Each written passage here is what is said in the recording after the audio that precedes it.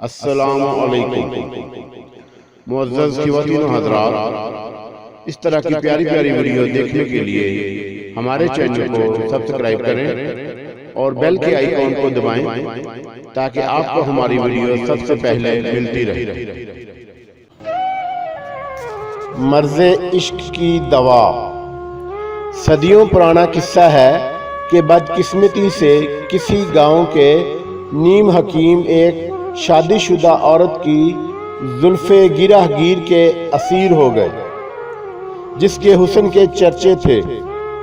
اس کی چشم قاتل کے تیکھے ورمے نے حضرت کے لوہے ورگے دل میں سوراخ کر دیا اور آپ اس پر لٹو ہو گئے۔ شادی بیاہ اور میلوں ٹھیلوں میں ڈھول بجانا عورت کے خاندان کا پیشہ تھا۔ وہ کبھی دوا دارو کے لیے نیم حکیم صاحب کے پاس جاتی تو وہ بڑی دلچسپی سے اور تفصیل سے اس کی نبض چیک کرتے اور ملفوف الفاظ میں اپنا حال دل بھی ضرور سناتے۔ اس کا بچہ بھی جب کبھی حضرت کے سامنے آتا تو وہ اسے چپکے سے کہتے، تمہاری ماں کا کیا حال ہے، اسے میرا سلام کہنا۔ خوش شکل خاتون نے بڑا عرصہ سلام برداشت کیے، مگر جب اس کی خیریت کے متعلق نیم حکیم ضرورت سے زیادہ فکر مند رہنے لگے تو اس نے اپنے خاوند کو ان کی تشویش سے آگاہ کر دیا۔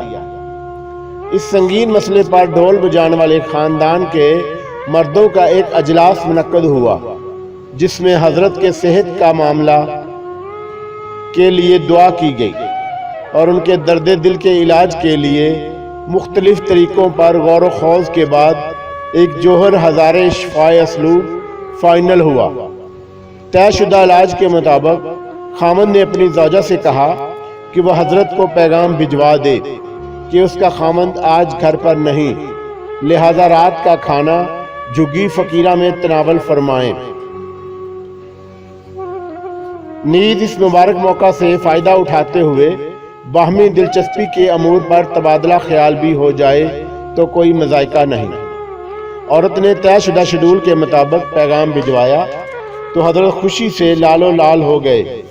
تیر نشانے پر بیٹھا تھا، چنانچہ 2 گھنٹے کی جان توڑ تیاری میں آپ نے خضاب کو زینت و ریش مبارک بنایا، آنکھوں میں وافر مقدار میں سرما لگایا اور کان میں عطر میں ڈبوئی روئی ٹھونس کر خرامہ خرامہ کوئے یار کی طرف رواں ہو گئے۔ دل پذیر محبوب نے نیم حکیم کا گرم جوشی سے استقبال کیا اور انہیں ایک کمرے میں تشریف رکھنے کو کہا۔ عین اس وقت دوسرے کمرے سے خاندان کے مردوں پر مشتمل ظالم سماج کا ڈنڈوں سے مسئلہ ایک ٹولہ برآمد ہوا۔ انہوں نے عورت کو چھت پر جا کر ڈول بجانے کو کہا۔ مراسی کے گھر میں ڈول بجانے کی رہل سہل معمول کی بات تھی، چنانچہ اہل دہر کو حالات کی سنگینی کا ادراک نہ ہو سکا۔ ادھر ظالم سماج کے ٹولے نے حضرت کی ڈنڈوں سے سیوا شروع کی تو انہوں نے بے ساختہ ڈھول کی تھاپ پر رقص کا آغاز کر دیا اور بہت چیخے چلائے، مگر ان کی آواز ڈھول کی دل فریب دھنوں میں دب کر رہ گئی۔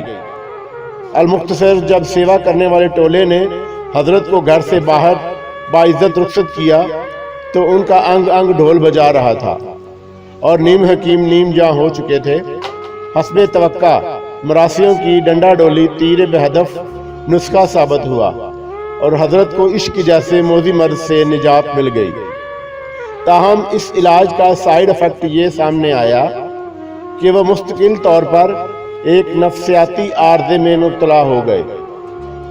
نیم حکیم جب بھی کہیں ڈھول کی آواز سنتے تو ان کا تراہ نکل جاتا اور آپ خوف سے جھجری لے کر فرماتے، آہ آج پھر کوئی مسکین پٹ رہا ہے۔